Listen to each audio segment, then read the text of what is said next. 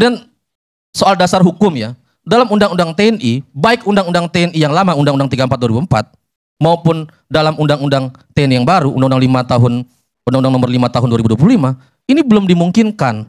Kalau kita pakai undang-undang yang lama, maka dia harus berdasarkan kebijakan dan keputusan politik negara. Apa itu? Yaitu adalah kesepakatan bersama antara presiden dengan DPR, gitu ya. Baru dia boleh, tadi dikatakan misalnya membantu pemerintah di daerah, gitu ya. Atau misalnya dengan dalil yang lain, misalnya pengamanan objek vital, gitu ya. Itu baru boleh kalau ada sudah kesepakatan antara presiden dengan DPR. Kalau kita pakai undang-undang yang baru, dia harus menunggu dulu ada PP dan Perpesnya.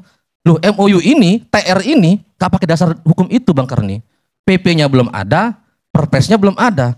Imparsial mengingatkan bahwa penguasa tertinggi angkatan bersenjata kita, angkatan laut, angkatan udara, angkatan darat, itu presiden. Jadi nggak boleh jadi tidak boleh tanpa ada otorisasi dari presiden melakukan mobilisasi, termasuk memerintahkan pasukan untuk melakukan penjagaan di kantor-kantor kejaksaan. Itu kan mobilisasi. Karena kalau kita lihat jumlahnya, tadi kalau dikatakan bahwa ini jumlah maksimal misalnya tidak 10 atau tidak 30 untuk Kejati atau 10 untuk Kejari, tapi saya tidak menemukan dalam TR-nya ini misalnya ada kata-kata maksimal gitu ya.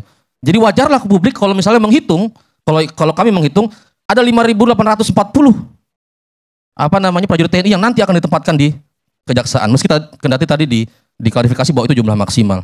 Kalau jumlah sekian banyak itu dideploy ke kejaksaan, itu setara 6-7 batalion Bang Karni. Kita dalam situasi apa? Sehingga kemudian ditempatkan dalam kejaksaan. Dan tanpa lagi otorisasi daripada presiden. Kami curiga presiden tahu nggak sih ada perintah ini dari Panglima TNI, dari Kasat, kemudian untuk deploy pasukan ke kejaksaan. Jangan-jangan nggak tahu gitu ya. Nah, itu jadi repot lagi. Kita adalah negara hukum, punya angkatan bersenjata, diberikan senjata yang canggih, dilatih dengan biaya yang mahal, tiba-tiba ada orang selain daripada presiden memobilisasi pasukan. Kemudian yang keempat Bang Karni, TNI menjadi tidak fokus. Gitu ya. Kita bayangkan TNI itu dididik, dilatih, dibiayai, dipersenjatai kan semata-mata untuk berperang gitu ya. Untuk menghadapi ancaman dari luar gitu. Kita bayangkan nih di dunia ini nggak baik-baik saja. India sama Pakistan ini lagi lempar-lemparan rudal, kok kita masih bicara ini tentara kita boleh nggak ya jagain kejaksaan? Nanti jangan-jangan boleh nggak ya jagain kampus-kampus? Boleh nggak ya nanti jagain DPR? Gitu ya. Jangan dong. Kita pengen TNI kita fokus untuk menghadapi ancaman dari luar karena situasinya nggak aman. Dalam waktu 1 malam, 6 pesawat tempur India jatuh. Kalau kita berada dalam situasi perang begitu, bagaimana kesiagaan kita? Orang kemarin saja, mohon maaf, bukan saya kemudian mau mengkapitalisasi bencana duka yang kemarin terjadi di Garut saja, Bang Karni. Kemarin yang memang tugas utamanya TNI untuk melakukan peledakan bahan peledak afkir atau bahan peledak yang sudah kadaluarsa, itu saja terjadi korban loh. Itu tugas utamanya.